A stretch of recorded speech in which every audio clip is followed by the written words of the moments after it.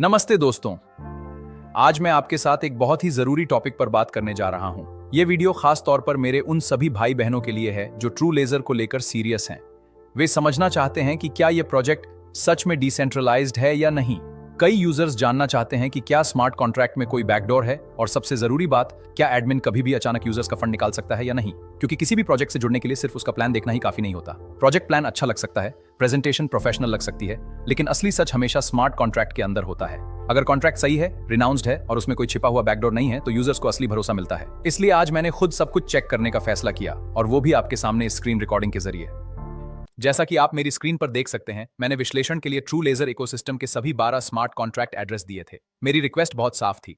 मैंने पूछा था कि क्या सभी 12 कॉन्ट्रैक्ट्स को सही तरीके से रिनाउंस कर दिया गया है और वे पारंपरिक एडमिन कंट्रोल से मुक्त हैं। मैंने यह भी पूछा था कि यदि कोई फंक्शन एडमिन कंट्रोल के अधीन रहता है तो उसकी सावधानीपूर्वक जांच की जानी चाहिए, ताकि यह पता चल सके कि वह फंक्शन केवल एडमिन फीस तक ही सीमित था या वह अधिकतम कॉन्ट्रैक्ट बैलेंस को खाली कर सकता था। सबसे महत्वपूर्ण बात, मैंने पूछा था कि क्या इन कॉन्ट्रैक्ट्स के अंदर कोई छिपा हुआ function, upgrade authority, withdrawal route या बैकडोर मौजूद था। इस रिव्यू में केवल एक ओनर फील्ड की जांच नहीं की गई। इसने पूरे सिस्टम में जुड़े contracts, admin modifiers, fees functions, withdrawal limits और ऑपरेशनल रोल्स की जांच की। अब मेरी स्क्रीन पर दिख रहे परिणाम को देखें। यह स्पष्ट रूप से बताता है कि एडमिन रिनाउंस फ्लैग वाले सभी 10 कॉन्ट्रैक्ट वर्तमान में ऑन चेन पर ट्रू रिटर्न कर रहे हैं। सरल शब्दों में, पूर्व एडमिन ने अपने मैनेजमेंट कंट्रोल को हमेशा के लिए छोड़ दिया है। बाकी बचे 2 कॉन्ट्रैक्ट केवल रीड ओनली व्यू कॉन्ट्रैक्ट हैं। उनका उद्देश्य केवल जानकारी प्रदर्शित करना है और उनमें कोई एडमिन मैकेनिज्म नहीं है। इसलिए 12 कॉन्ट्रैक्ट्स के पूरे सेट में से 10 एडमिन वाले कॉन्ट्रैक्ट्स रिनाउंस कर दिए गए हैं और 2 रीड ओनली कॉन्ट्रैक्ट्स पर कोई एडमिन कंट्रोल नहीं है। पूरे सिस्टम को 100% प्रिविलेज फ्री नहीं कहा जा सकता। पारंपरिक एडमिन कंट्रोल्स को छोड़ दिया गया है, लेकिन फिक्स्ड रोल कॉन्ट्रैक्ट्स और फी वॉलेट की अनुमतियां चालू रहेंगी। एडमिन सेटर्स को हमेशा के लिए बंद कर दिया गया है। रिलीज पेंडिंग एडमिन फीस को अभी भी कॉल किया जा सकता है, लेकिन इसकी अधिकतम सीमा पेंडिंग एडमिन फी बैलेंस तक ही सीमित है। यह कोई असीमित निकासी नहीं है। ट्रू लेजर हिस्ट्री, पूर्व एडमिन केवल अधिकार छोड़ने से पहले ही लॉग्स को क्लियर कर सकता था। कोई टोकन ट्रांसफर या बैलेंस ड्रेन करने का फंक्शन मौजूद नहीं है। एडमिन लॉग क्लियरिंग बंद है। अधिकतम डायरेक्ट फंड मूवमेंट 0 है।